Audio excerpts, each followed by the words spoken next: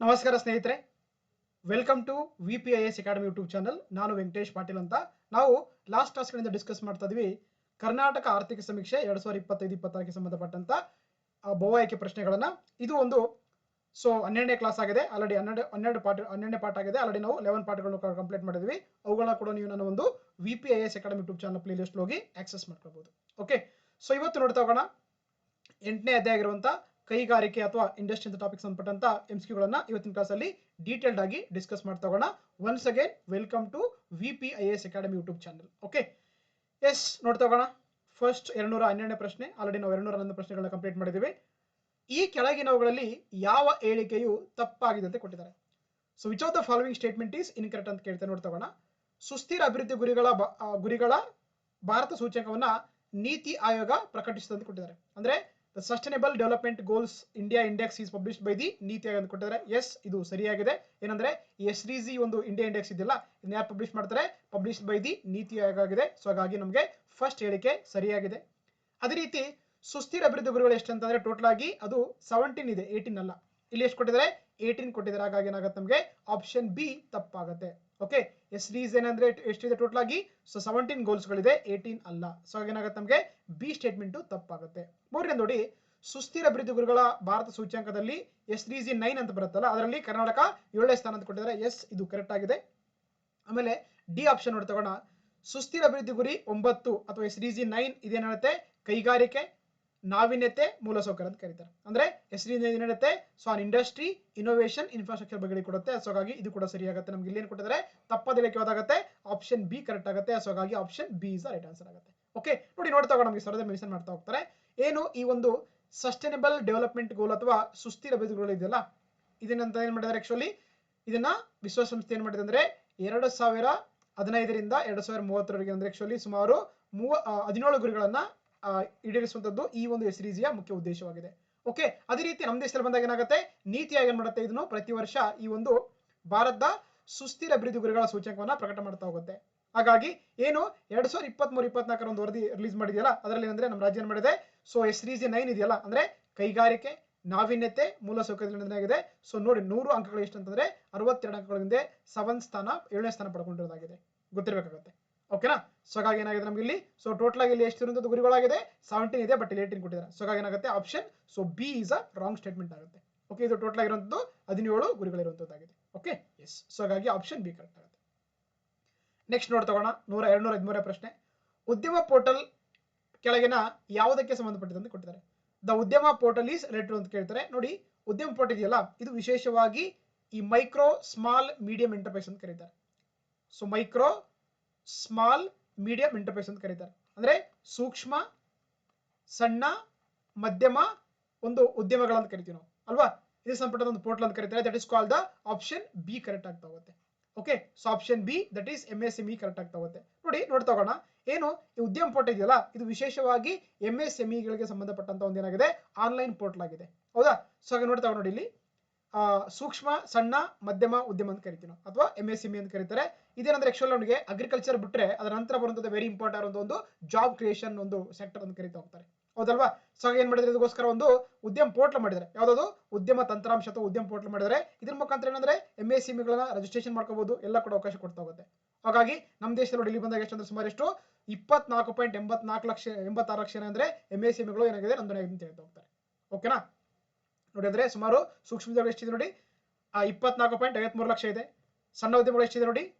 31,479 ಇದೆ. ಸೊ ಆಮೇಲೆ ಮಧ್ಯಮ ಉದ್ಯಮಗಳು ಎಷ್ಟಿದೆ ನೋಡಿ? 2,296 ಇದೆ. ಓಕೆನಾ? ಸೊ ಹಾಗಾಗಿ ಉದ್ಯಮ ಪೋರ್ಟಲ್ ಅಂದ್ರೆ ಇದು ವಿಶೇಷವಾಗಿ MSME ಸಂಬಂಧಪಟ್ಟ ಒಂದು ಆನ್ಲೈನ್ ಪೋರ್ಟಲ್ ಅಂತ ಕರೀತಾರೆ. ಓಕೆ, ಸೊ ಹಾಗಾಗಿ option so B is a right answer ಆಗುತ್ತೆ. ನೆಕ್ಸ್ಟ್ ನೋಡ್ತಾ ಮುಂದಿನ ಪ್ರಶ್ನೆ 214ನೇ ಪ್ರಶ್ನೆ. ಕೈಗಾರಿಕಾ ನೀತಿ 2025-2030ಕ್ಕೆ ಸಂಬಂಧಪಟ್ಟಂತೆ ಈ ಕೆಳಗಿನವುಗಳಲ್ಲಿ ಯಾವ ಹೇಳಿಕೆಯು ತಪ್ಪಾಗಿದೆ ಅಂತ ಕೊಟ್ಟಿದ್ದಾರೆ. Which of the following statements are incorrect regarding the industrial policy 2025-2030 ಅಂತ ಕೊಟ್ಟಿದ್ದಾರೆ. ನೋಡ್ತಾ ಹೋಗೋಣ. ಐಟೆಕ್ ಕೈಗಾರಿಕರಣಗೊಂಡ ರಾಜ್ಯದಲ್ಲಿ ಕರ್ನಾಟಕವನ್ನ ಮುಂಚೂಣಿಯಲ್ಲಿರುವಂತ ರಾಜ್ಯವನ್ನಾಗಿ ಮಾಡುವಂಥದ್ದು ಇದ್ರ ಮುಖ್ಯ ಉದ್ದೇಶ ಅಂತ ಕೊಟ್ಟಿದ್ದಾರೆ. ಇಂಗ್ಲಿಷ್ ಅಲ್ಲಿ ಸ್ವಲ್ಪ ಅರ್ಥ ಆಗುತ್ತೆ ನೋಡಿ. ಮೇ Karnataka as a leading state in hi-tech industrial state in country ಅಂತ ಕೊಟ್ಟರೆ. ಎಸ್, ಇದು ಒಂದೇನಂದ್ರೆ ಈ ಕೈಗಾರಿಕಾ ನೀತಿಯ ಮುಖ್ಯ ಉದ್ದೇಶವಾಗಿದೆ. ಸೊ ಹಾಗಾಗಿ ಫಸ್ಟ್ ಸ್ಟೇಟ್ಮೆಂಟ್ ಸರಿಯಾಗಿದೆ. ಎರಡನೇ ನೋಡ್ತಾ ಹೋಗೋಣ. 75,000 ಹೌದಾ ಬಿಡಿ 10 100 ಸಾವಿರ 7,50,000 ಕೋಟಿ ರೂಪಾಯಿಗಳ ಹೂಡಿಕೆಯನ್ನು ಮಾಡುವಂತ ಆಕರ್ಷಿಸುವಂಥದ್ದು ಇದರ ಮುಖ್ಯ ಉದ್ದೇಶ ಅಂತ ಕೊಟ್ಟಿದ್ದಾರೆ. ಎಸ್, ಇದು ಕೂಡ ಒಂದು ಇಂಡಸ್ಟ್ರಿಯಲ್ ಪಾಲಿಸಿಯ ಮುಖ್ಯ ಉದ್ದೇಶವಾಗಿದೆ. ಅದೇ ರೀತಿ ಸುಮಾರು ಎಷ್ಟು ಬಿಡಿ 10 100 ಸಾವಿರ 10,000 ಲಕ್ಷ 20 ಲಕ್ಷ ಅಲ್ವಾ. ಸೊ 2 ಕೋಟಿ ಉದ್ಯೋಗ ಸೃಷ್ಟಿ ಮಾಡುವಂಥದ್ದು ಕೂಡ ಈ ಒಂದು ಯೋಜನೆ ಈ ಒಂದು ಪಾಲಿಸಿ ಮುಖ್ಯ ಉದ್ದೇಶ ಕೊಟ್ಟಿದ್ದಾರೆ. ಸೊ ಹಾಗಾಗಿ ಇದು ಕೂಡ ಕರೆಕ್ಟ್ ಆಗ್ತಾ ಹೋಗುತ್ತೆ. ಸೊ ಹಾಗಾಗಿ ಏನಾಗುತ್ತೆ ನಮಗೆ ಇಲ್ಲಿ ಯಾವುದು ಕೂಡ ತಪ್ಪಾಗಿಲ್ಲ. ಸೊ ಏನಾಗುತ್ತೆ ಆಪ್ಷನ್ ಡಿ ಮೇಲ್ನವುಗಳು ಯಾವುದು ಕೂಡ ತಪ್ಪಾದ ಎಣಿಕೆಲಾಗುತ್ತೆ. ಸೊ ಹಾಗಾಗಿ option D none of the above is right answer ಆಗುತ್ತೆ. ನೋಡಿ ನಮಗೆ ಸರದಲ್ಲಿ ಮೆನ್ಷನ್ ಮಾಡ್ತಾ ಹೋಗ್ತಾರೆ ಹೌದಾ. ಕರ್ನಾಟಕ ಕೈಗಾರಿಕಾ ನೀತಿ 2025ರಿಂದ 2030 ಒಂದು ಪಾಲಿಸಿ ಮಾಡಿದ್ದಾರೆ. ಇದರ ಮುಖ್ಯ ಉದ್ದೇಶ ಅಂದ್ರೆ 20 ಕೋಟಿ ಅಂತ ಹೇಳಿದ ಎಷ್ಟು ಏನಂದ್ರೆ ಆಕ್ಚುಲಿ ಏನಂದ್ರೆ ಇದರ ಮುಖ್ಯ ಉದ್ದೇಶ ಅಂದ್ರೆ ಸುಮಾರು ಎಷ್ಟು 7.5 ಲಕ್ಷ ಕೋಟಿ ಅಂದ್ರೆ ಇನ್ವೆಸ್ಟ್ಮೆಂಟ್ ಅನ್ನ ಹೂಡಿಕೆ ಮಾಡುವಂತದ್ದನ್ನ ಅಟ್ರಾಕ್ಟ್ ಮಾಡುವುದು ಇದರ ಮುಖ್ಯ ಉದ್ದೇಶವಾಗಿದೆ. ಜೊತೆಗೆ ಇದರಿಂದ ಏನಾಗುತ್ತೆ ಸುಮಾರು 20 ಲಕ್ಷ ಉದ್ಯೋಗಗಳನ್ನ ಸೃಷ್ಟಿ ಮಾಡುವಂಥದ್ದು ಯಾವಾಗ 2030ಕ್ಕೆ. ಈ ಒಂದು ಕರ್ನಾಟಕ ಕೈಗಾರಿಕಾ ನೀತಿ 2025-30 ಒಂದು ಮುಖ್ಯ ಉದ್ದೇಶವಾಗಿರುತ್ತದೆ ಮತ್ತು ಗುರಿಯಾಗಿರುತ್ತದೆ ಹೌದಾ. ಎಷ್ಟು ನೋಡಿ 7 ಲಕ್ಷ ಕೋಟಿ ಹೂಡಿಕೆ ಮಾಡುವಂಥದ್ದು ಅಟ್ರಾಕ್ಟ್ ಮಾಡುತ್ತೆ. ಜೊತೆಗೆ 20 ಲಕ್ಷ ಅಂದ್ರೆ ಹೊಸ ಉದ್ಯೋಗಗಳನ್ನ ಸೃಷ್ಟಿ ಮಾಡ್ತಾ ಹೋಗುತ್ತೆ. ಓಕೆನಾ. ಅದೇ ರೀತಿ ಏನಂದ್ರೆ ನೋಡಿ ಇಲ್ಲಿ ಸುಸ್ಥಿರತೆಯಲ್ಲಿ ನಾಯಕತ್ವವನ್ನು ಕಂಡುಕೊಳ್ಳೋದು ಕೂಡ ಈ ಒಂದು ಪಾಲಿಸಿ ಮುಖ್ಯ ಉದ್ದೇಶವಾಗಿದೆ. ಅಂದ್ರೆ ವಿಶೇಷವಾಗಿ ಏನು ಹಸಿರು ಮತ್ತು ಸುಸ್ಥಿರ ಉಪಕ್ರಮಗಳನ್ನ ಉತ್ತೇಜಿಸುವುದರೊಂದಿಗೆ ಅಂದ್ರೆ ಒಂದು ಸಸ್ಟೈನಬಿಲಿಟಿಯಲ್ಲಿ ಲೀಡರ್ಶಿಪ್ ಮಾಡುವಂತದ್ದಾಗಿದೆ. ಜೊತೆಗೆ ಪ್ರಾದೇಶಿಕ ಸಮಗ್ರತೆಯನ್ನು ಕಾಪಾಡುವುದು ಕೂಡ ಈ ಒಂದು ಪಾಲಿಸಿಯ ಮುಖ್ಯ ಉದ್ದೇಶವಾಗಿದೆ. ಹಾಗಾಗಿ ಸೊ ಏನಾಗುತ್ತೆ ನಮ್ಗೆ ಇಲ್ಲಿ ಆಪ್ಷನ್ ಸೊ ಡಿ ಯಾವುದು ಕೂಡ ತಪ್ಪಾಗಿಲ್ಲ ಅಂತ ಹೇಳ್ಬೋದು. ಓಕೆ, ಒಂದ್ಸಲ ಕ್ಲಾರಿಫೈ ಮಾಡ್ಕೊಳ್ಳಿ. ಎಷ್ಟು 7.5 ಲಕ್ಷ ಕೋಟಿ ಹೂಡಿಕೆನ ಅಟ್ರಾಕ್ಟ್ ಮಾಡ್ತಾ ಹೋಗುತ್ತೆ. ಜೊತೆಗೆ 20 ಲಕ್ಷ ಉದ್ಯೋಗ ಸೃಷ್ಟಿ ಮಾಡುವಂಥದ್ದು ಈ ಒಂದು ಕರ್ನಾಟಕ ಕೈಗಾರಿಕಾ ನೀತಿ 2025-2030 ಒಂದು ಮುಖ್ಯ ಉದ್ದೇಶವಾಗಿದೆ. ಸೊ ಹಾಗಾಗಿ option so D is a right answer ಆಗುತ್ತೆ. Okay, yes. ನೆಕ್ಸ್ಟ್ ನೋಡ್ತಗೋಣ 215ನೇ ಪ್ರಶ್ನೆ. ಪ್ರಧಾನಮಂತ್ರಿ ವಿಶ್ವಕರ್ಮ ಯೋಜನೆಗೆ ಸಂಬಂಧಪಟ್ಟಂತೆ ಈ ಕೆಳಗಿನವುಗಳಲ್ಲಿ ಯಾವ ಹೇಳಿಕೆಯು ತಪ್ಪಾಗಿದೆ ಅಂತ ಕೊಟ್ಟಿದ್ದಾರೆ. Which of the following statements false related to the prime minister Vishwakarma ಯೋಜನೆ ಅಂತ ಮಾಡಿದ್ದಾರೆ. ಒಂದು ಸ್ಕೀಮ್ ಮಾಡಿದ್ರೆ ನಮಗೆಲ್ಲ ಗೊತ್ತಿರುವಂತೆ ವೆರಿ ಇಂಪಾರ್ಟೆಂಟ್ ಸ್ಕೀಮ್ ಅಂತ ಕರಿಬಹುದು. ಇದು ನೋಡ್ತಗೋಣ. ಇದು ವಿಶೇಷವಾಗಿ ಈ ಆರ್ಟಿಷಿಯನ್ಗಳಿಗೆ ಸಂಬಂಧಪಟ್ಟಂತ ಸ್ಕೀಮ್ ಅಂತ ಕರೀತಾರೆ ಹೌದಲ್ವಾ. ಯಾರೆಲ್ಲ ಕರಕುಶಲ ಕಲೆ ಮಾಡ್ತಿರ್ತಾರೆ ಅವ್ರಿಗೆ ಸಂಬಂಧಪಟ್ಟಂತ ಸ್ಕೀಮ್ ಅಂತ ಕರೀತಾರೆ. ಸೊ ಫಸ್ಟ್ ಹೇಳಿಕೆ ಸರಿಯಾಗಿದೆ. ಎರಡನೇ ನೋಡ್ತಗೋಣ. ಇದನ್ನು MSME ಅಂದ್ರೆ ಮೈಕ್ರೋ ಸ್ಮಾಲ್ ಮೀಡಿಯಂ ಎಂಟರ್ಪ್ರೈಸ್ ಸಚಿವಾಲಯವು ಜಾರಿಗೆ ತಂದಿದೆ ಅಂತ ಕೊಟ್ಟಿದ್ದಾರೆ. ಇದು ಕೂಡ ಸರಿಯಾಗುತ್ತೆ. ಅದೇ ರೀತಿ ಈ ಯೋಜನೆಯಡಿ ಯಾವುದೇ ಹಣಕಾಸು ನೆರವು ಇರೋದಿಲ್ಲ ಅಂತ ಕೊಟ್ಟಿದ್ದಾರೆ. ನೋಡಿ ಏನು ಈ ಪ್ರಧಾನಮಂತ್ರಿ ವಿಶ್ವಕರ್ಮ ಯೋಜನೆ ಇದೆಯಲ್ಲ ಇಲ್ಲಿ ಏನ್ ಮಾಡ್ತಾರೆ ಅಂದ್ರೆ ಇದರಡಿಯಲ್ಲಿ ಹಣಕಾಸು ನೆರವು ಕೂಡ ಕೊಡುತ್ತಾರೆ. ಇಲ್ಲಿ ಇಲ್ಲ ಅಂತ ಕೊಟ್ಟಿದ್ದಾರೆ. ಸೊ ಏನಾಗುತ್ತೆ ನಮಗೆ ಆಪ್ಷನ್ ಡಿ ಸಿ ತಪ್ಪಾಗುತ್ತೆ. ಓಕೆನಾ. Under this scheme there is a financial assistance ಕೊಡ್ತಾ ಹೋಗ್ತಾರೆ. ಬಟ್ ಇಲ್ಲಿ there is no financial assistance ಕೊಟ್ಟಿದ್ದಾರೆ. ಸೊ ಏನಾಗುತ್ತೆ ಆಪ್ಷನ್ ಸಿ ತಪ್ಪಾಗುತ್ತೆ. ಜೊತೆಗೆ ಈ ಪ್ರಧಾನಮಂತ್ರಿ ವಿಶ್ವಕರ್ಮ ಯೋಜನೆ ಇದೆಯಲ್ಲ ಇದರಲ್ಲಿ ಏನಂದ್ರೆ ಸುಮಾರು 18 ಆಕ್ಟಿವಿಟಿಗಳಿಗೆ ಏನ್ ಮಾಡ್ತಾರೆ ಲೋನ್ಸ್ ಕೊಡ್ತಾ ಹೋಗ್ತಾರೆ, ಸಪೋರ್ಟ್ ಮಾಡ್ತಾ ಹೋಗ್ತಾರೆ. ಸೊ ಏನಾಗುತ್ತೆ ಇಲ್ಲಿ ಸೊ ಇದು ಕೂಡ ಡಿ ಕೂಡ ಸರಿಯಾಗುತ್ತೆ. ಸೊ ಏನಾಗುತ್ತೆ ನಮಗೆ ಇಲ್ಲಿ option C is a wrong statement ಆಗುತ್ತೆ. ಹಾಗಾಗಿ option C is a right answer ಆಗುತ್ತೆ. ನೋಡ್ತಾ ಹೋಗೋಣ. ಸರದಲ್ಲಿ ಮೆನ್ಷನ್ ಮಾಡ್ತಾ ಹೋಗ್ತಾರೆ ಪ್ರಧಾನಮಂತ್ರಿ ವಿಶ್ವಕರ್ಮ ಯೋಜನೆ ಅಂತ ಇದೆ ನೋಡಿ. ಇದರಲ್ಲಿ ಟೋಟಲ್ ಎಷ್ಟು ಅಂದ್ರೆ 18 ಚಟುವಟಿಕೆಗಳಿಗೆ ಸಪೋರ್ಟ್ ಮಾಡುವಂಥದ್ದು ಈ ಒಂದು ಯೋಜನೆ ಮುಖ್ಯ ಉದ್ದೇಶವಾಗಿದೆ. ಅದು ವಿಶೇಷವಾಗಿ ಸಾಂಪ್ರದಾಯಿಕ ಕುಶಲಕರ್ಮಿಗಳು ಕರಕುಶಲ ಕರ್ಮಿಗಳಿಗೆ ಏನಂದ್ರೆ ಸಂಪೂರ್ಣ ಬೆಂಬಲ ಕೊಡುವಂಥದ್ದು ಈ ಯೋಜನೆಯ ಮುಖ್ಯ ಉದ್ದೇಶವಾಗಿದೆ. ಓಕೆನಾ. ಸೊ ಹಾಗಾಗಿ ಏನಂದ್ರೆ ನೋಡಿ ಇದರಲ್ಲಿ ಏನ್ ಮಾಡ್ತಾರೆ ಅಂದ್ರೆ ಸೊ ಜೊತೆಗೆ ಏನಂದ್ರೆ ಹಣಕಾಸಿನ ಸೌಲಭ್ಯವನ್ನು ಕೂಡ ನೀಡ್ತಾ ಹೋಗ್ತಾರೆ. ಓಕೆನಾ. ಸೊ ಗೊತ್ತಿರಬೇಕಾಗುತ್ತೆ. ಸೊ ಹಾಗಾಗಿ ಇಲ್ಲಿ option C is a wrong statement ಆಗುತ್ತೆ. Okay, yes. ನೆಕ್ಸ್ಟ್ ನೋಡ್ತಾ 216 ಪ್ರಶ್ನೆ. ರ್ಯಾಂಪ್ ಕಾರ್ಯಕ್ರಮದ ಪೂರ್ಣ ರೂಪ ಅಂತ ಫುಲ್ ಫಾರ್ಮ್ ಕೇಳ್ತಾರೆ. ರ್ಯಾಂಪ್ ಅಂತ ಟರ್ಮ್ ಯೂಸ್ ಮಾಡಿದಾರಲ್ಲ ಇದರ ಫುಲ್ ಫಾರ್ಮ್ ಕೇಳ್ತಾರೆ. ನೋಡಿ ಇದರ ಫುಲ್ ಫಾರ್ಮ್ ಏನಂದ್ರೆ raising and accelerating MSME performance ಅಂತ ಕರೀತಾರೆ ಹೌದಾ. ಅಂದ್ರೆ ಏನು ಈ ಮೈಕ್ರೋ ಸ್ಮಾಲ್ ಮೀಡಿಯಂ ಇಂಟರ್ಫೇಸ್ ನ ಒಂದು ಅದನ್ನ ಪರ್ಫಾರ್ಮೆನ್ಸ್ ಅನ್ನ ರೈಸ್ ಮಾಡುವಂಥದ್ದು ಎಕ್ಸ್ಟೆಂಡ್ ಮಾಡುವಂಥದ್ದು ಈ ಒಂದು ರ್ಯಾಂಪ್ ಕಾರ್ಯಕ್ರಮದ ಮುಖ್ಯ ಉದ್ದೇಶವಾಗಿದೆ. ಸೊ ಹಾಗಾಗಿ ಏನಾಗುತ್ತೆ option A is a right answer ಆಗುತ್ತೆ. ನೋಡಿ ನಮಗೆ ಸರ್ವದಲ್ಲಿ ಮೆನ್ಷನ್ ಮಾಡ್ತಾ ಹೋಗ್ತಾರೆ ರ್ಯಾಂಪ್ ಕಾರ್ಯಕ್ರಮ ಮಾಡಿದ್ದಾರೆ. ಏನ್ ರ್ಯಾಂಪ್ ಅಂದ್ರೆ ಆರ್ ಅಂದ್ರೆ ರೈಸಿಂಗ್ ಅಂತ, ಎ ಅಂದ್ರೆ ಎಕ್ಸಲರೇಟಿಂಗ್ ಅಂತ, ಸೊ ಮೇಲೆ ಎಂ ಅಂದ್ರೆ MSME ಅಂತ, ಪಿ ಅಂದ್ರೆ ಪರ್ಫಾರ್ಮೆನ್ಸ್ ಅಂತ ಕರೀತಾರೆ. ಅಂದ್ರೆ ಏನು ಈ ಮೈಕ್ರೋ ಸ್ಮಾಲ್ ಮೀಡಿಯಂ ಇಂಟರ್ಫೇಸ್ ಇದೆಯಲ್ಲ ಅದರ ಒಂದು ಪರ್ಫಾರ್ಮೆನ್ಸ್ ಅನ್ನ ರೈಸ್ ಮಾಡುವಂಥದ್ದು ಅದರ ಒಂದು ಬೂಸ್ಟ್ ಮಾಡುವಂಥದ್ದು ಈ ಒಂದು ಕಾರ್ಯಕ್ರಮದ ಮುಖ್ಯ ಉದ್ದೇಶವಾಗಿದೆ ಹೌದಾ.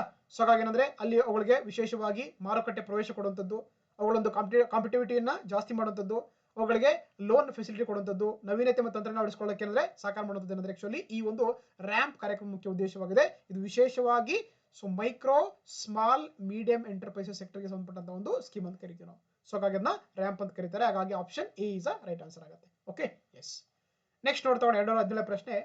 ಕರ್ನಾಟಕ ಸ್ವಚ್ಛ ಭಾರತ್ ನೀತಿ ಕರ್ನಾಟಕ ಸ್ವಚ್ಛ ಸಂಚಾರ ನೀತಿ 2025-30 ಉದ್ದೇಶಗಳಂತ ಕೊಟ್ಟಿದ್ದಾರೆ. ಇಂಗ್ಲಿಷ್ ಅಲ್ಲಿ ಕರೆಕ್ಟ್ ಆಗಿ ಓದಿ ಅರ್ಥ ಆಗುತ್ತೆ ನಿಮಗೆ. What are the objectives of the Karnataka clean mobility policy 2025-30 ಅಂತ ಕೊಟ್ಟಿದ್ದಾರೆ. ನೋಡ್ತಾ ಹೋಗೋಣ. ಚಲನಶೀಲತೆ ವಾಹನ ತಯಾರಿಕೆ ಅಂತ ಕೊಟ್ಟಿದ್ದಾರೆ. ಎಸ್, ಇದರ ಮುಖ್ಯ ಉದ್ದೇಶ ಅಂತ ಕರಿತೀವಿ. ಅದು ಇಂಗ್ಲಿಷ್ ಅಲ್ಲಿ ನೋಡಿ the clean mobility vehicle manufacturing ಅಂತಿದೆ. ಎಸ್, ಫಸ್ಟ್ ಸ್ಟೇಟ್ಮೆಂಟ್ ಸರಿಯಾಗಿದೆ. ಎರಡನೇದು 50,000 ಕೋಟಿ ರೂಪಾಯಿಗಳ ಹೂಡಿಕೆ ಆಕರ್ಷಿಸುವುದು ಇದರ ಮುಖ್ಯ ಉದ್ದೇಶ ಅಂತ ಕೊಟ್ಟರೆ ಇದು ಕೂಡ ಸರಿಯಾಗುತ್ತೆ.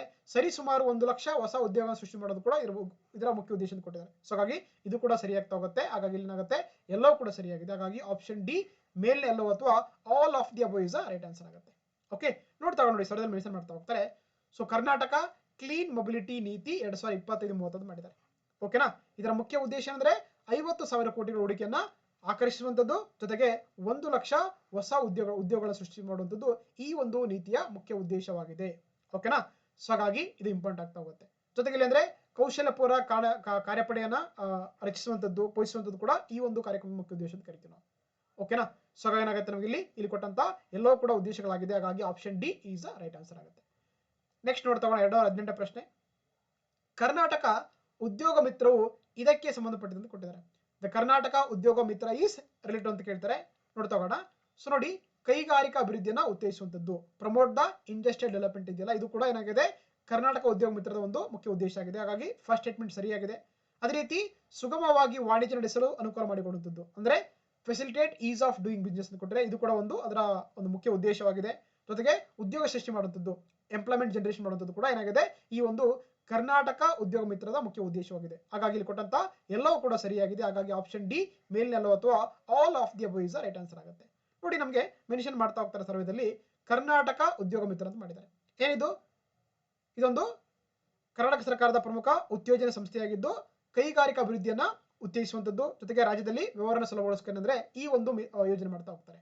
ಓಕೆನಾ, ಸೊ ಹಾಗಾಗಿ ಇದು ಇಂಪಾರ್ಟೆಂಟ್ ಆಗ್ತಾ ಹೋಗುತ್ತೆ. ಜೊತೆಗೆ ಇದರ ಜನರಿಗೆ ಉದ್ಯೋಗ ಸೃಷ್ಟಿ ಮಾಡುವಂಥದ್ದು ಇದರ ಒಂದು ಕೂಡ ಮುಖ್ಯ ಉದ್ದೇಶ ಅಂತ ಹೇಳ್ತೀವಿ ನಾವು, ರೈಟ್. ಸೊ ಹಾಗಾಗಿ ಏನಾಗುತ್ತೆ, ಸೊ ಇಲ್ಲಿ ನಮಗೆ ಆಪ್ಷನ್ ಡಿ ಎಲ್ಲವೂ ಕೂಡ ಸರಿಯಾಗ್ತಾ ಹೋಗುತ್ತೆ, ರೈಟ್. ನೆಕ್ಸ್ಟ್ ನೋಡ್ತಾ ಹೋಗೋಣ. 219 ಪ್ರಶ್ನೆ. ಇನ್ವೆಸ್ಟ್ ಕರ್ನಾಟಕ ಫೋರಂ ಅಂತ ಮಾಡಿದ್ದಾರೆ. ಇನ್ವೆಸ್ಟ್ ಕರ್ನಾಟಕ ಫೋರಂ ಅನ್ನು ಯಾವ ಸಚಿವಾಲಯವು ನಡೆಸುತ್ತದೆ ಅಂತ ಕೊಟ್ಟಿದ್ದಾರೆ. Which ministry conduct the invest Karnataka forum ಅಂತ ಒಂದು ಫೋರಂ ಮಾಡಿದ್ದಾರೆ. ನೋಡ್ತಾ ಹೋಗೋಣ. ಇದನ್ನ ಯಾರು ಕಂಡಕ್ಟ್ ಮಾಡ್ತಾರೆ ಅಂದ್ರೆ it is conducted by the ವಾಣಿಜ್ಯ ಮತ್ತು ಕೈಗಾರಿಕಾ ಸಚಿವಾಲಯ. ಓಕೆ, ಸೊ ಏನಾಗುತ್ತೆ, the ministry of commerce and industry ಇದೆಯಲ್ಲ, ಇದೇನ್ ಮಾಡುತ್ತೆ, ಈ ಒಂದು ಇನ್ವೆಸ್ಟ್ ಕರ್ನಾಟಕ ಫೋರಂ ಅನ್ನ ಏನ್ ಮಾಡುತ್ತೆ, ಅದು ಕಂಡಕ್ಟ್ ಮಾಡ್ತಾ ಹೋಗುತ್ತೆ. ಸೊ ಹಾಗಾಗಿ option C is right answer ಆಗ್ತಾ ಹೋಗುತ್ತೆ. ನೋಡಿ, ನಮಗೆ ಸರ್ವೇದಲ್ಲಿ ಮೆನ್ಷನ್ ಮಾಡ್ತಾ ಹೋಗ್ತಾರೆ. ಇನ್ವೆಸ್ಟ್ ಕರ್ನಾಟಕ 2025 ಇದೊಂದು ಜಾಗತಿಕವಾಗಿರುವಂತಹ ಒಂದು ಶೃಂಗಸಭೆ ಅಥವಾ ಸಮಿಟ್ ಅಂತ ಕರೀತಾರೆ. ಇದೊಂದು ಗ್ಲೋಬಲ್ ಆಗಿರುವಂತ ಏನಂತಾರೆ, ಕ್ಯಾಪಿಟಲ್ ಇನ್ವೆಸ್ಟ್ಮೆಂಟ್ ಮಾಡೋ ಒಂದು ಹೂಡಿಕೆ ಅಂತ ಕರಿತಾ ಹೋಗ್ತೀವಿ ನಾವು. ಹೌದಾ, ಇದನ್ನ ಯಾರು ಮಾಡ್ತಾರೆ, ಇದನ್ನ ಮಾಡ್ತಿರೋದು ಅಂದ್ರೆ ಮಿನಿಸ್ಟ್ರಿ ಆಫ್ ಕಾಮರ್ಸ್ ಮತ್ತೆ ಇಂಡಸ್ಟ್ರಿ ಅಂದ್ರೆ ಈ ಒಂದು ಏನಂದ್ರೆ ಒಂದು ಸಮ್ಮೇಳನವನ್ನ ಮಾಡ್ತಾ ಹೋಗುತ್ತೆ. ಗೊತ್ತಿರ್ಬೇಕು ನಿಮಗೆ. ರೀಸೆಂಟ್ ಆಗಿ ಅಂದ್ರೆ ಆಕ್ಚುಲಿ ಇನ್ವೆಸ್ಟ್ ಕರ್ನಾಟಕ 2025 ಏನಂದ್ರೆ ಒಂದು ಜಾಗತಿಕ ಬಂಡವಾಳ ಸಮಿತಿ ಆಯ್ಕೆ ಮಾಡ್ತಾ ಹೋಗುತ್ತೆ. ನೋಡಿ, ಇದರಲ್ಲಿ ಅಂದ್ರೆ ಹಲವಾರು ಎಷ್ಟಂದ್ರೆ ಸುಮಾರು ನೋಡಿ ಏನಂದ್ರೆ 4,16,848 ಕೋಟಿ ಮೌಲ್ಯದ ಅಂದ್ರೆ ಅಂದಾಜು ಹೂಡಿಕೆಗಳಿಗೆ ರೀಸೆಂಟ್ ಅಟ್ರಾಕ್ಟ್ ಮಾಡಿದೆ. ಜೊತೆಗೆ ಇದರಿಂದ ಸುಮಾರು ಎಷ್ಟಂದ್ರೆ 1 ಲಕ್ಷಕ್ಕಿಂತ ಜಾಸ್ತಿ ಅಂದ್ರೆ ಉದ್ಯೋಗ ಸೃಷ್ಟಿ ಆಗುತ್ತೆ ಅಂತ ಹೇಳ್ತಾ ಹೋಗ್ತಾರೆ. ಇದು ರೀಸೆಂಟ್ ಆಗಿ ಏನಂದ್ರೆ ಬೆಂಗಳೂರಿನ ಒಂದು ಪ್ಯಾಲೇಸ್ ಗ್ರೌಂಡ್ ಅಲ್ಲಿ ಆಗಿರುವಂತದ್ದಾಗಿದೆ. That is called the invest Karnataka form ಅಂತ ಕರೀತಾರೆ. ಯಾರು ಕಂಡಕ್ಟ್ ಮಾಡಿದ್ರೆ ಇದನ್ನ conducted by the ministry of the commerce and industry ಆಗಿದೆ. ಸೊ ಹಾಗಾಗಿ option C is right answer ಆಗುತ್ತೆ. Okay, yes. ನೆಕ್ಸ್ಟ್ ನೋಡ್ತಾ ಹೋಗೋಣ. 220 ಪ್ರಶ್ನೆ. ಕರ್ನಾಟಕದ 2 ಮೆಗಾ ಫುಡ್ ಪಾರ್ಕ್ಗಳು ಅಥವಾ ಆಹಾರ ಪಾರ್ಕ್ಗಳು ಇಲ್ಲಿವೆ ಅಂತ ಕೇಳ್ತಾರೆ. Karnataka's 2 mega food parks are located ಅಂತ ಕೇಳ್ತಾರೆ. ಅದಿರುವಂತದ್ದು ಅಂದ್ರೆ ನಿಮಗೆಲ್ಲ ಗೊತ್ತಿರುವಂತೆ ಒಂದು ತುಮಕೂರಲ್ಲಿ ಮತ್ತೆ ಮಂಡ್ಯದಲ್ಲಿ ಇರುವಂತದ್ದಾಗಿದೆ. ಸೊ ಹಾಗಾಗಿ option C is right answer ಆಗುತ್ತೆ. ಓಕೆನಾ, ನೋಡಿ, ನೋಡ್ತಾ ಹೋಗೋಣ. ಸರ್ವೇದಲ್ಲಿ ಮೆನ್ಷನ್ ಮಾಡ್ತಾ ಹೋಗ್ತಾರೆ. ತುಮಕೂರು ಅಂಡ್ ಮಂಡ್ಯ ಜಿಲ್ಲೆಯಲ್ಲಿ ಏನಾಗಿದೆ, ಫುಡ್ ಪಾರ್ಕ್ಸ್ ಅನ್ನ ಅಲ್ಲಿ ಸ್ಥಾಪನೆ ಮಾಡಿದ್ದಾರೆ. ಎಸ್, ನೋಡ್ತಾ ಹೋಗೋಣ. ನೋಡಿ, ನಮ್ಮ ರಾಜ್ಯದಲ್ಲಿ ಬಂದಾಗ 2 ವೆರಿ ಇಂಪಾರ್ಟೆಂಟ್ ಆಗಿರುವಂತಹ ಒಂದು ಮೆಗಾ ಫುಡ್ ಪಾರ್ಕ್ ಇದೆ. ಒಂದು ಅದನ್ನ ಇಂಡಿಯಾ ಫುಡ್ ಪಾರ್ಕ್ ಅಂತ ಕರೀತಾರೆ. ಇರುವಂತದ್ದು ತುಮಕೂರಲ್ಲಿದೆ. ತುಮಕೂರು ಜಿಲ್ಲೆಯ ಕೋರಾಬಲ್ಲಿ ಬರ್ತಾ ಹೋಗುತ್ತೆ. ಅದೇ ರೀತಿ ಇನ್ನೊಂದು ಬಂದು ಪೆವರಿಚ್ ಮೆಗಾ ಫುಡ್ ಪಾರ್ಕ್ ಅಂತ ಬರುತ್ತೆ. ಇದು ಮಂಡ್ಯ ಜಿಲ್ಲೆಯ KR ಪೇಟೆ ತಾಲೂಕಲ್ಲಿ ಇರುವಂತದ್ದಾಗಿದೆ. ಇವೆರಡು ಏನಾಗಿದೆ, ನಮ್ಮ ರಾಜ್ಯದ ಒಂದು ಬಹಳ ಪ್ರಮುಖ ಇರುವಂತಹ ಒಂದು ಮೆಗಾ ಫುಡ್ ಪಾರ್ಕ್ ಅಂತ ಕರೀತಾರೆ. ಸೊ ಹಾಗಾಗಿ ಒಂದು ತುಮಕೂರು ಜಿಲ್ಲೆಯ ಕೋರಾ ಹೋಬಳಿ ಬರುತ್ತೆ, ಇನ್ನೊಂದು ಮಂಡ್ಯ ಜಿಲ್ಲೆಯ KR ಪೇಟೆ ತಾಲೂಕಲ್ಲಿ ಬರುತ್ತೆ. ಸೊ ಹಾಗಾಗಿ ಆಪ್ಷನ್ ಸಿ ಕರೆಕ್ಟ್ ಆಗುತ್ತೆ. ಅದೇ ರೀತಿ ನೋಡಿ, ಇನ್ನೂ ಬೇರೆ ಪಾರ್ಕ್ಗಳು ಮಾಡಿದ್ದಾರೆ ನಮ್ಮ ರಾಜ್ಯದಲ್ಲಿ. ಯಾವ್ದು ನೋಡಿ, ಇನ್ನೋವಾ ಅಗ್ರಿ ಬಯೋಟೆಕ್ ಪಾರ್ಕ್ ಅಂತ ಮಾಡಿದ್ದಾರೆ. ಇಲ್ಲಿ ಇದು ಕೋಲಾರ ಜಿಲ್ಲೆಯ ಮಾಲೂರಲ್ಲಿ ಮಾಡಿದ್ದಾರೆ. ಅದೇ ರೀತಿ green food park limited Bagalkot ಇಲ್ಲಿ ಮಾಡಿದ್ದಾರೆ. ಬಾಗಲಕೋಟೆ ಜಿಲ್ಲೆಯ ನವನಗರ ಕೈಗಾರಿಕಾ ಪರಿಸರ ಮಾಡಿದ್ದಾರೆ. ಯಾವ್ದು ಗ್ರೀನ್ ಫುಡ್ ಪಾರ್ಕ್ ಲಿಮಿಟೆಡ್ ಅಂತ ಮಾಡಿದ್ದಾರೆ.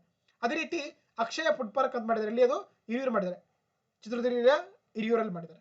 ಅದೇ ರೀತಿ ಜೇವರ್ಗಿ ಅಗ್ರೋ ಫುಡ್ ಪಾರ್ಕ್ ಮಾಡಿದ್ದಾರೆ. ಯಾವ್ದು ಗುಲ್ಬರ್ಗ ಜಿಲ್ಲೆಯ ಜೇವರ್ಗಿ ತಾಲೂಕಲ್ಲಿ ಮಾಡಿದ್ದಾರೆ. ಇವೆಲ್ಲ ವೆರಿ ಇಂಪಾರ್ಟೆಂಟ್ ಆಗಿರುವಂತಹ ಒಂದು ಫುಡ್ ಪಾರ್ಕ್ಸ್ ಆಗಿದೆ. ಓಕೆನಾ, ಸೊ ಅದೇ ರೀತಿ ವಿಜಯಪುರ ಜಿಲ್ಲೆಯ ಎಟ್ಟಂಗಳಲ್ಲಿ ಕೂಡ ಏನಂದ್ರೆ ಆಕ್ಚುಲಿ 70 ಎಕರೆದಲ್ಲಿ ಮತ್ತೆ ಶಿವಮೊಗ್ಗ ಜಿಲ್ಲೆಯ ಸೊಗನಲ್ಲಿ ಕೂಡ ಏನು ಮಾಡಿದ್ದಾರೆ ಫುಡ್ ಪಾರ್ಕ್ ಅನ್ನು ರೀಸೆಂಟ್ ಆಗಿ ಮಾಡ್ಕೊಳ್ಳೋಕೆ ಬಜೆಟ್ ಅಲ್ಲಿ ಘೋಷಣೆ ಮಾಡಿದ್ದಾರೆ.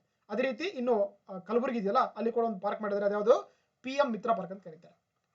ಓಕೆ, ಯಾವ್ದು PM ಮಿತ್ರ ಪಾರ್ಕ್ ಅಂತ ಕರೀತಾರೆ. ಇದು ವಿಶೇಷವಾಗಿ ಜವಳಿ ಗೊತ್ತಲ್ವಾ, ಟೆಕ್ಸ್ಟೈಲ್ ಗೆ ಸಂಬಂಧಪಟ್ಟ ಒಂದು ಪಾರ್ಕ್ ಅಂತ ಕರೀತಾರೆ. ಸೊ ಎಲ್ಲ ಗೊತ್ತಿರಬೇಕು ನಿಮಗೆ. ಸೊ ಹಾಗಾಗಿ option C is a right answer ಆಗುತ್ತೆ. ನೆಕ್ಸ್ಟ್ ನೋಡ್ತಾ ಹೋಗೋಣ ಮುಂದಿನ ಪ್ರಶ್ನೆ. Prime minister employment generation program ಅಂತ ಕರೀತಾರೆ. ಈಗ ಸಂಬಂಧಪಟ್ಟಂತೆ ಈ ಕೆಳಗಿನವುಗಳಲ್ಲಿ ಯಾವ ಹೇಳಿಕೆಯು ಸರಿ ಅಂತ ಕೊಟ್ಟಿದ್ದಾರೆ. Which of the following statements are correct regarding the ಪ್ರಧಾನಮಂತ್ರಿ ಅಥವಾ prime minister employment generation program ಅಂತ ಕೊಟ್ಟಿದ್ದಾರೆ. ನೋಡ್ತಾ ಹೋಗೋಣ. ಇದು ಕೇಂದ್ರ ವಲಯದ ಯೋಜನೆ ಅಂತ ಕರೀತಾರೆ. ಎಸ್, ಇದೊಂದು ಸೆಂಟ್ರಲ್ ಸೆಕ್ಟರ್ ಸ್ಕೀಮ್ ಅಂತ ಕರೀತಾರೆ. ಹೌದು, ಅಂದ್ರೆ ಇದಕ್ಕೆ ಫಂಡ್ ಆಗ್ತಾರೆ 100% funded by the government of India ಆಗಿದೆ. ಹಾಗಾಗಿ ಫಸ್ಟ್ ಸ್ಟೇಟ್ಮೆಂಟು ಸರಿಯಾಗಿದೆ. ಅದೇ ರೀತಿ ಈ ಯೋಜನೆಯಡಿ ಉತ್ಪಾದನಾ ವಲಯಕ್ಕೆ 50 ಲಕ್ಷ ರೂಪಾಯಿಗಳ ಸಾಲವನ್ನು ಒದಗಿಸ್ತಾರೆ ಅಂತ ಕೊಟ್ಟಿದ್ದಾರೆ. ಎಸ್, ಇದು ಕೂಡ ಸರಿಯಾಗಿದೆ. ಅದೇ ರೀತಿ ಈ ಯೋಜನೆಯಡಿ ಸೇವಾ ವಲಯಕ್ಕೆ ಅಥವಾ ಸರ್ವಿಸ್ ಸೆಕ್ಟರ್ ಇದೆಯಲ್ಲ ಇದಕ್ಕೆ ಏನಂದ್ರೆ 20 ಲಕ್ಷ ರೂಪಾಯಿ ಸಾಲ ಕೊಡ್ತೇವೆ ಅಂತ ಕೊಡ್ತಾರೆ. ಸೊ ಇದು ಕೂಡ ಕರೆಕ್ಟ್ ಆಗುತ್ತೆ. ಹಾಗಾಗಿ ಇಲ್ಲಿ ಕೊಟ್ಟಂತ ಎಲ್ಲ ಹೇಳಿಕೆ ಸರಿಯಾಗಿದೆ. ಹಾಗಾಗಿ ಆಪ್ಷನ್ ಡಿ ಮೇಲ್ನೆಲ್ಲವೂ ಕೂಡ ಸರಿಯಾಗುತ್ತೆ. All of the above is right answer ಆಗುತ್ತೆ. ಆಪ್ಷನ್ ಡಿ ಕರೆಕ್ಟ್ ಆಗುತ್ತೆ. ನೋಡಿ, ನಮಗೆ ಸರ್ವದಲ್ಲಿ ಮೆನ್ಷನ್ ಮಾಡ್ತಾ ಹೋಗ್ತಾರೆ. ಪ್ರಧಾನಮಂತ್ರಿ ಉದ್ಯೋಗ ಸೃಜನೆ ಯೋಜನೆ ಅಥವಾ prime minister employment generation program ಅಂತ ಕರೀತಾರೆ. ಹೌದಾ, ನೋಡಿ ಈ ಯೋಜನೆ ಇದೆಯಲ್ಲ ಇಲ್ಲಿ ಏನ್ ಮಾಡ್ತಾರೆ ಅಂದ್ರೆ ಯಾವುದೆಲ್ಲ ಒಂದು ಉತ್ಪಾದನಾ ವಲಯ ಅಥವಾ ಏನು ಮ್ಯಾನುಫ್ಯಾಕ್ಚರಿಂಗ್ ಸೆಕ್ಟರ್ ಇದೆಯಲ್ಲ ಅದಕ್ಕೆ ಏನ್ ಮಾಡ್ತಾರೆ ಸುಮಾರು 50 ಲಕ್ಷವರೆಗೂ ಕೂಡ ಸಾಲ ಕೊಡ್ತಾರೆ. ಅದೇ ರೀತಿ ಏನು ಸೇವಾ ವಲಯ ಅಥವಾ ಸರ್ವಿಸ್ ಸೆಕ್ಟರ್ ಇದೆಯಲ್ಲ ಇಲ್ಲಿ ಏನಂದ್ರೆ ಇವುಗಳಿಗೆ ಏನಂದ್ರೆ ಸುಮಾರು 20 ಲಕ್ಷವರೆಗೂ ಕೂಡ ಏನಂದ್ರೆ ಸಾಲವನ್ನು ಕೊಡ್ತಾ ಹೋಗ್ತಾರೆ. ವಿವಿಧ ಬ್ಯಾಂಕ್ ಮುಖಾಂತರ ಸಾಲ ಕೊಡ್ತಾ ಹೋಗ್ತಾರೆ. So that is called the ಪ್ರಧಾನಮಂತ್ರಿ ಉದ್ಯೋಗ ಸೃಜನೆ ಕರಿತಾ ಹೋಗ್ತಾರೆ. ಇಲ್ಲಿ ಕೂಡ ನಮಗೆ ಏನಂದ್ರೆ ನೋಡಿ ಸಾಮಾನ್ಯವಾಗಿ ರಿಸರ್ವೇಷನ್ ಇರುತ್ತೆ. ಆಕ್ಚುಲಿ ಫಂಡಿಂಗ್ ಅಲ್ಲಿ ಸಾಮಾನ್ಯ ವರ್ಗಕ್ಕೆ ಬಂದಾಗ ನಗರ ಪ್ರದೇಶದಲ್ಲಿ 15% ಇರುತ್ತೆ, ಗ್ರಾಮೀಣ ಪ್ರದೇಶದಲ್ಲಿ 20% ಕೂಡ ಏನ್ ಮಾಡ್ತಾರೆ ಅವರಿಗೆ ಎಕನಾಮಿಕಲ್ ಆಗಿರುವಂತ ಒಂದು ಬೆನಿಫಿಟ್ ಏನಂದ್ರೆ ನೆರವು ಕೊಡ್ತಾ ಹೋಗ್ತಾರೆ. ಅದೇ ರೀತಿ SC/ST ಇದ್ರೆ ಬ್ಯಾಕ್ವರ್ಡ್ ಇದ್ರೆ ಏನಂದ್ರೆ ನೋಡಿ ಅವರಿಗೆ ಎಷ್ಟು ಅಂದ್ರೆ ಸುಮಾರು 20% ಏನಂದ್ರೆ ನಗರ ಪ್ರದೇಶಗಳಲ್ಲಿ, ಗ್ರಾಮೀಣ ಪ್ರದೇಶ ಆದ್ರೆ 30% ಕೊಡ್ತಾ ಹೋಗ್ತಾರೆ. ಸೊ ಇಲ್ಲಿ ಕೂಡ ಅವರಿಗೆ ಒಂದು ರಿಸರ್ವೇಷನ್ ಕೂಡ ಇಲ್ಲಿ ಅಪ್ಲಿಕೇಬಲ್ ಆಗುತ್ತೆ ಅಂತ ಹೇಳ್ಬೋದು. ದಟ್ ಇಸ್ ಕಾಲ್ಡ್ ದ ಪ್ರಧಾನಮಂತ್ರಿ ಉದ್ಯೋಗ ಸೃಜನೆ ಯೋಜನೆ ಅಂತ ಕರೀತಾರೆ. ಸೊ ಹಾಗಾಗಿ option D is a right answer ಆಗುತ್ತೆ. ಓಕೆ, ನೆಕ್ಸ್ಟ್ ನೋಡ್ತಾ ಹೋಗೋಣ 222ನೇ ಪ್ರಶ್ನೆ. ಈ ಕೆಳಗಿನವುಗಳಲ್ಲಿ ಯಾವ ಹೇಳಿಕೆಯು ತಪ್ಪಾಗಿದೆ ಅಂತ ಕೊಟ್ಟಿದ್ದಾರೆ. ನೋಡ್ತಾ ಹೋಗೋಣ. Which of the following statements are incorrect ಅಂತ ಕೇಳ್ತಾರೆ. ನೋಡ್ತಾ ಹೋಗೋಣ. ಸೊ ಈ ಸ್ಟೇಟ್ಮೆಂಟು ಭಾರತವು ವಿಶ್ವದಲ್ಲಿ ಅತಿ ಹೆಚ್ಚು ರೇಷ್ಮೆ ಉತ್ಪಾದಿಸುವಂತ ದೇಶ ಅಂತ ಕೊಟ್ಟಿದ್ದಾರೆ. ನೋಡ್ತಾ ಹೋಗೋಣ. ಅದೇ ರೀತಿ ಬಿ ಸ್ಟೇಟ್ಮೆಂಟು ಕರ್ನಾಟಕ ಭಾರತದಲ್ಲಿ ಅತಿ ಹೆಚ್ಚು ರೇಷ್ಮೆ ಉತ್ಪಾದಿಸುವಂತ ರಾಜ್ಯ ಅಂತ ಕೊಟ್ಟಿದ್ದಾರೆ. ಎಸ್, ಈ ಸ್ಟೇಟ್ಮೆಂಟು ಸರಿಯಾಗಿದೆ. ನಮ್ಮ ದೇಶದಲ್ಲಿ ಬಂದಾಗ ಅತಿ ಹೆಚ್ಚು ರೇಷ್ಮೆ ಉತ್ಪಾದನೆ ಮಾಡುವಂತ ರಾಜ್ಯ ಅಂದ್ರೆ ಯಾವ್ದಾಗಿದೆ? ಕರ್ನಾಟಕ ಅಂತ ಕರೀತಾರೆ. ಸೊ ಹಾಗಾಗಿ ಎರಡನೇ ಹೇಳಿಕೆ ಸರಿಯಾಗಿದೆ. ಮೂರನೇದು 2024-25 ಸಾಲಿನ ಕರ್ನಾಟಕ ಬಜೆಟ್ ನಲ್ಲಿ ಬೈ ಓಲ್ಟಿನ್ ರೇಷ್ಮೆಗೆ ಪ್ರೋತ್ಸಾಹನವನ್ನ ಪ್ರತಿ ಕೆಜಿಗೆ 10 ರೂಪಾಯಿಂದ ಮಾಡಿದರೆ 30 ರೂಪಾಯಿಗಳ ಹೆಚ್ಚಿಗೆ ಮಾಡಿದ್ರೆ ಕೊಟ್ಟರೆ. ಎಸ್, ಸಿ ಸ್ಟೇಟ್ಮೆಂಟ್ ಸರಿಯಾಗಿದೆ. ನೋಡಿ, ವಿಶ್ವದಲ್ಲಿ ಬಂದಾಗ ಅಂದ್ರೆ ಚೀನಾ ಇದೆಯಲ್ಲ, ಚೀನಾ ಅಂದ್ರೆ ಜಗತ್ತಿನಲ್ಲಿ ಅತಿ ಹೆಚ್ಚು ರೇಷ್ಮೆ ಉತ್ಪಾದನಾ ದೇಶವಾದಂತಂದ್ರೆ ಅದು ಚೀನಾ ಆಗಿದೆ. ಸೆಕೆಂಡ್ ಪ್ಲೇಸ್ ಬರೋದು ನಮ್ಮ ಭಾರತ ಇದೆ. ಸೊ ಹಾಗಾಗಿ ಏನಾಗುತ್ತೆ ಫಸ್ಟ್ ಸ್ಟೇಟ್ಮೆಂಟು ತಪ್ಪಾಗಿದೆ. ಓಕೆನಾ, ಜಗತ್ತಲ್ಲಿ ಅತಿ ಹೆಚ್ಚು ಸಿಲ್ಕ್ ಉತ್ಪನ್ನ ಮಾಡುವಂತ ರಾಜ್ಯ ಯಾವ್ದಂದ್ರೆ ದೇಶ ಅಂದ್ರೆ ಯಾವ್ದಂದ್ರೆ ಅದು ಚೈನಾ ಆಗಿದೆ, ಇಂಡಿಯಾ ಅಲ್ಲ. ಸೊ ಹಾಗಾಗಿ ಫಸ್ಟ್ ಸ್ಟೇಟ್ಮೆಂಟು ತಪ್ಪಾಗಿದೆ. ಓಕೆನಾ, ಸೊ ಹಾಗಾಗಿ option A is a right answer ಆಗುತ್ತೆ. ನೋಡಿ, ನಮಗೆ ಮೆನ್ಷನ್ ಮಾಡ್ತಾ ಹೋಗ್ತಾರೆ ಸರ್ವೇದಲ್ಲಿ. ಸೊ ರೇಷ್ಮೆ ಕೃಷಿ ವೆರಿ ಇಂಪಾರ್ಟೆಂಟ್. ಇದನ್ನ ನಾವು ಸಿರಿಕಲ್ಚರ್ ಅಂತ ಕರಿತೀವಿ ನಾವು. ಓಕೆ, ಸಿಲ್ಕಲ್ಚರ್ ಅಂತ ಕರಿತಾ ಹೋಗ್ತೀವಿ, ರೈಟ್? ಎಸ್, ಸಿರಿಕಲ್ಚರ್ ಅಂತ ಕರಿತಾ ಹೋಗ್ತಾರೆ.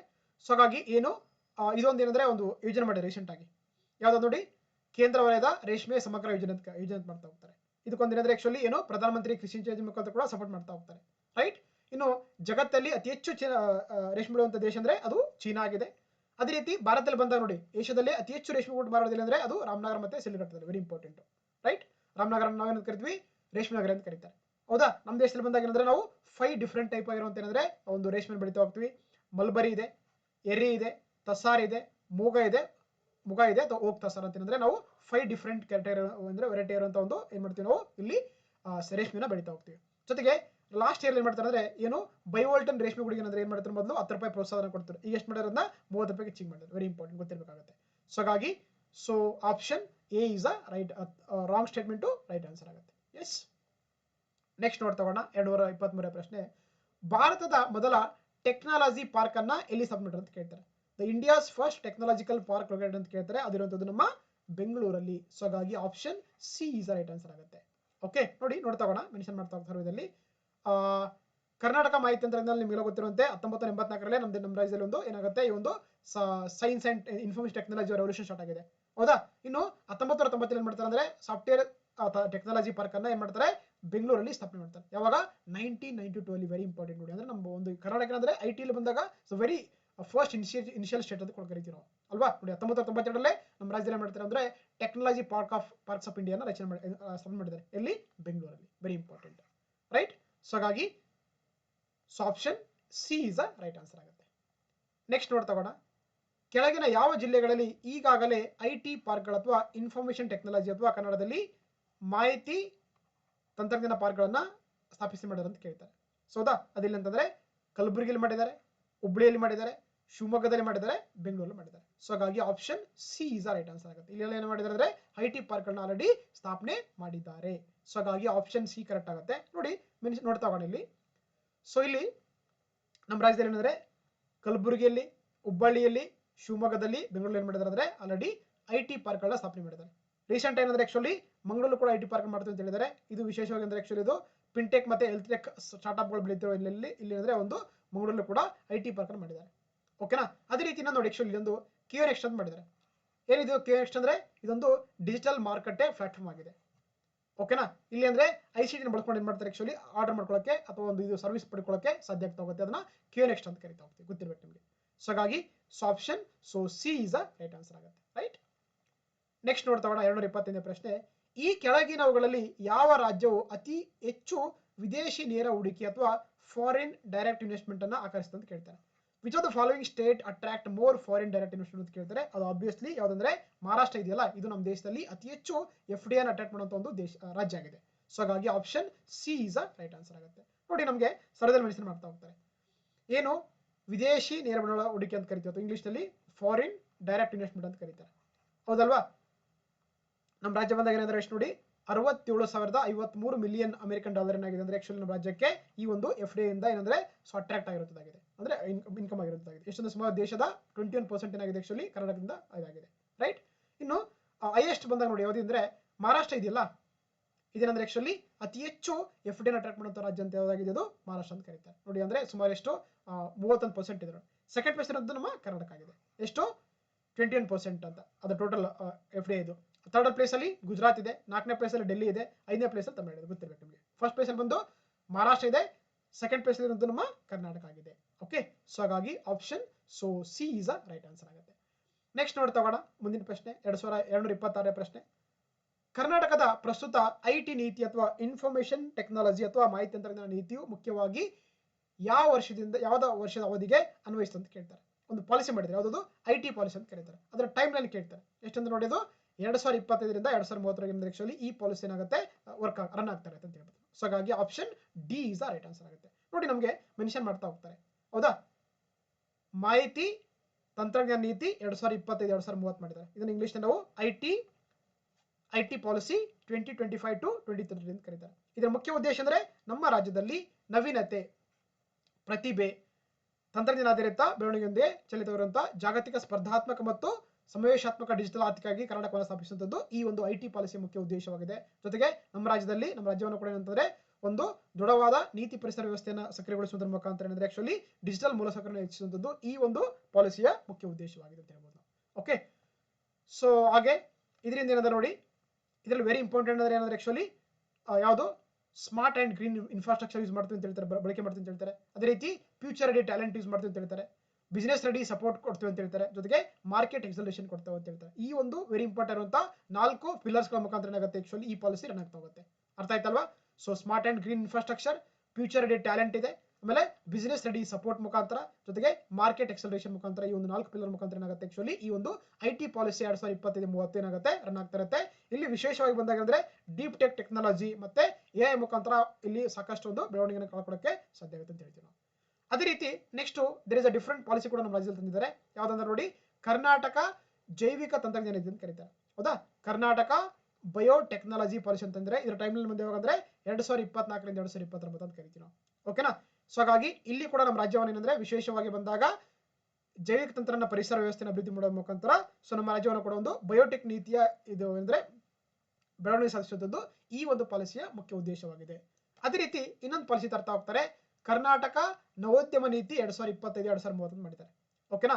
ಇದರ ಮುಖ್ಯ ಉದ್ದೇಶ ಅಂತಂದ್ರೆ ಸೊ ವಿಶೇಷವಾಗಿ 25,000 ಹೊಸ ನವೋದ್ಯಮಗಳ ಸ್ಥಾಪನೆ ಮಾಡುವಂಥದ್ದು, ಜೊತೆಗೆ ಸುಮಾರು 518.27 ಕೋಟಿ ಅನುದಾನವನ್ನು ಬೆಂಬಲ ಮಾಡುವಂಥದ್ದು ಏನಂದ್ರೆ ಆಕ್ಚುಲಿ ಈ ಒಂದು ನವೋದ್ಯಮ ನೀತಿಯ ಮುಖ್ಯ ಉದ್ದೇಶವಾಗಿದೆ ಅಂತ ಕರಿತೀವಿ ನಾವು. ಓಕೆ, ಸೊ ಹಾಗಾಗಿ ಇದು ಇಂಪಾರ್ಟೆಂಟ್ ಆಗ್ತಾ ಹೋಗುತ್ತೆ. ಅದೇ ರೀತಿ ಇನ್ನೊಂದು ಬಂದು ಬಾಹ್ಯಾಕಾಶ ಮತ್ತು ರಕ್ಷಣಾ ನೀತಿ 2022ರಿಂದ 2027 ಅಂತ ಮಾಡಿದ್ದಾರೆ. ಹೌದಾ, ಅಂದ್ರೆ ಸ್ಪೇಸ್ ಅಂಡ್ ಸೆಕ್ಯೂರಿಟಿ ಪಾಲಿಸಿ 2022 ಮಾಡಿದ್ದಾರೆ. ಸೊ ಹಾಗಾಗಿ ಇದು ಕೂಡ ಏನಂದ್ರೆ ಆಕ್ಚುಲಿ ನಮ್ಮ ರಾಜ್ಯವನ್ನ ವಿಶೇಷವಾಗಿ ಬಾಹ್ಯಕ್ಷೇತ್ರದಲ್ಲಿ ಟಾಪ್ ಮಾಡುವಂಥದ್ದು ಏನಂದ್ರೆ ಈ ಒಂದು ನೀತಿಯ ಮುಖ್ಯ ಉದ್ದೇಶವಾಗಿದೆ.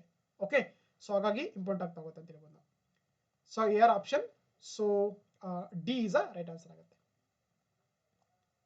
ನೆಕ್ಸ್ಟ್ ನೋಡ್ತಗೋಣ 227 ಪ್ರಶ್ನೆ. ಡಿಸೆಂಬರ್ 2025 ಅಂತ್ಯಕ್ಕೆ ಕರ್ನಾಟಕದಲ್ಲಿ ಒಟ್ಟು ಎಷ್ಟು ವಿಶೇಷ ಆರ್ಥಿಕ ವಲಯಗಳಂತ ಕರೀತಾರೆ, ಅಂದ್ರೆ ಸ್ಪೆಷಲ್ ಎಕನಾಮಿಕ್ ಝೋನ್ಸ್ ಗಳನ್ನ ಪ್ರೆಸೆಂಟ್ ಆಗಿ ಕಾರ್ಯ ಮಾಡ್ತೀವಿ ಅಂತ ಕೇಳ್ತಾರೆ. ಸ್ಪೆಷಲ್ ಎಕನಾಮಿಕ್ ಝೋನ್ಸ್ ಅಂತ ಕರೀತಾರೆ. ಹೌದಾ, ಪ್ರೆಸೆಂಟ್ ಏನಂದ್ರೆ ನಮ್ಮ ರಾಜ್ಯದಲ್ಲಿ ಎಷ್ಟಂದ್ರೆ ಟೋಟಲ್ ಆಗಿ 38 ಆಗಿದೆ. ಅಂದ್ರೆ ಈ ಒಂದು SEZ ಗಳು ವರ್ಕ್ ಮಾಡ್ತಾ ಇದೆ.